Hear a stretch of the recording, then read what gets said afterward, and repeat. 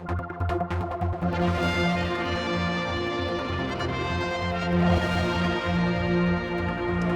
here at the Villa Marina for the Actions Awards, which have just finished, and we've got a couple of things to show you.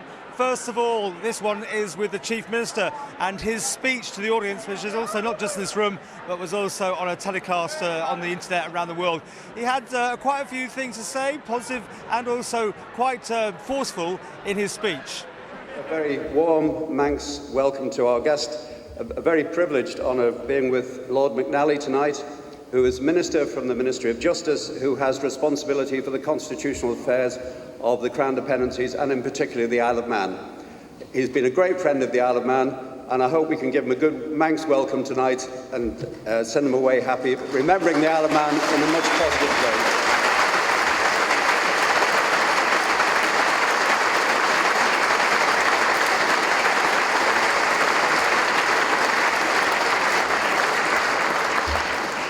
I hope Tom will take happy memories away from tonight and realise just what a wonderful, warm, caring and compassionate community the Isle of Man is. You hear so much politically in the negative about tax havens, about all the nonsense which is going on at the moment. Tom, you've seen the Isle of Man as it is tonight. We are a real community and we are a positive part of the British Isles and the Crown Dependencies. I hope you take away good memories of that.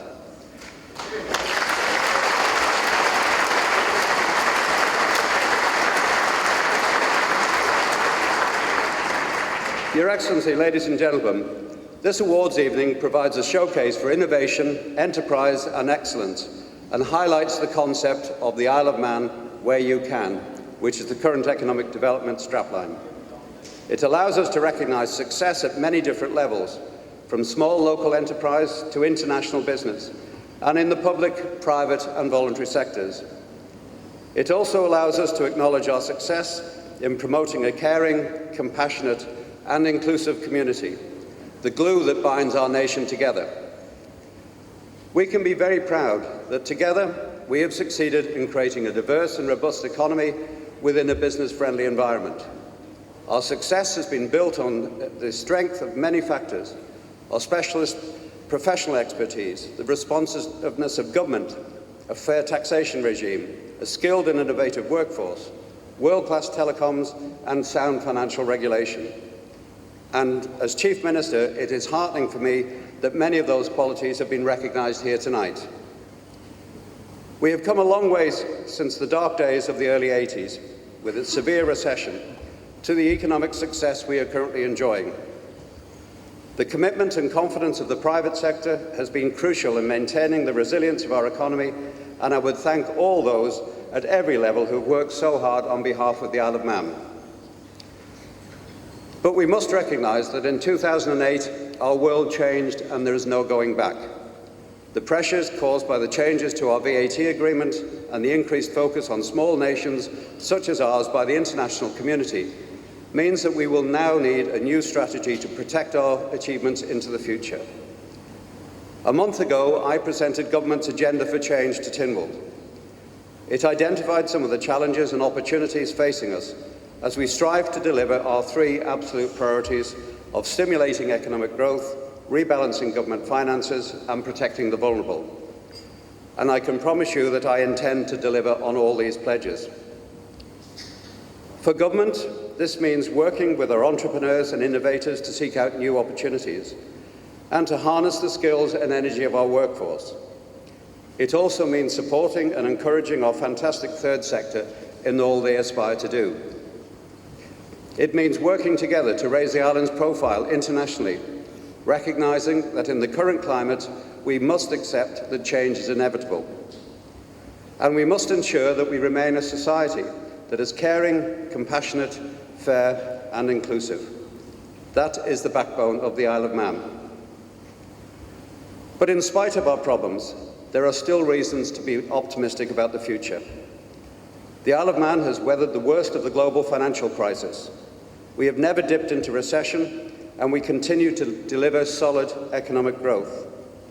Unemployment is also still very low. But the purpose tonight is to look beyond economic success. I said to begin with that the strapline, in effect, for tonight is the Isle of Man where you can. And there's a very, very positive message behind that. In the Isle of Man, you can become a gold medalist in the Olympics. You can become a world champion. We have Peter Kenyon, we have Mark Cavendish, we have David Knight. Fantastic products from the Isle of Man, local lads made good, and fantastic role models for our young people coming along behind them.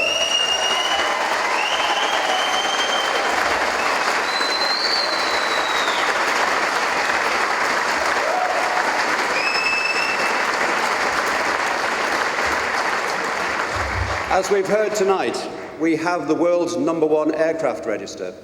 4 years ago, that register didn't exist. Today, we have over 500 private jets registered with it, and it's growing fast. An amazing example of the innovation and energy and vision of Manx business people.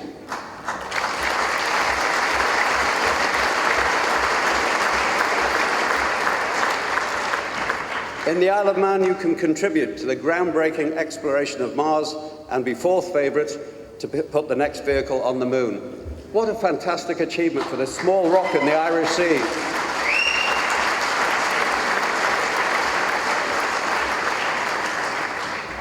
In the Isle of Man, you can have the oldest continuous parliament in the world. And as we look around at instability in other countries, we look at the longevity of the Isle of Man, and in spite of all the rows and ups and downs we might have, that stability that has been the bedrock of the Isle of Man for so long still holds. We are the oldest in the world. In the Isle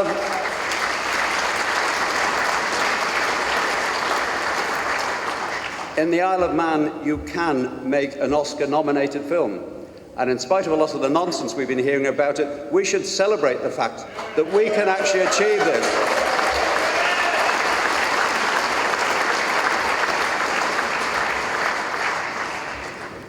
In the Isle of Man, you can be the first to give votes to women and to 16-year-olds. We are breaking ground and have broken ground for well over 100 years and setting the way forward for political reform in Europe. And also, in the Isle of Man, you can win a Hollywood Spotlight Award, like Sam Barks, who had to call off an attendance here not too long ago to go to the original rehearsal. What a great achievement of our young people.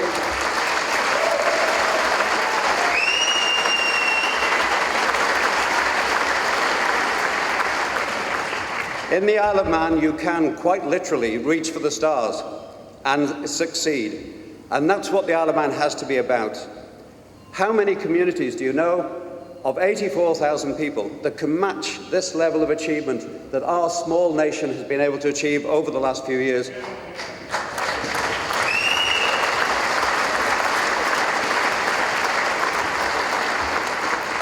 And don't you just get tired of the endless negativity of the naysayers, the Manx crabs that gnaw away at the morale of the island time and time again, trying to undermine what we are trying to do. Instead of celebrating success, they relish failure.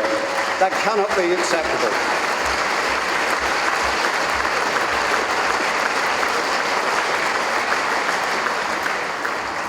So tonight, ladies and gentlemen, tonight is a night to celebrate success and to look forward to the future with confidence. We may have problems ahead. It won't be easy. But what we've seen tonight, what we know that the Isle of Man can achieve, we can get through this. And I've said it many times before, I'm a great believer that in adversity, it always brings out the best in the Isle of Man. It's happened time and time again, and I'm absolutely sure it'll do again. Our resilience, creativity, compassion, and community spirit has given us the strength to overcome problems in the past and will do in the future.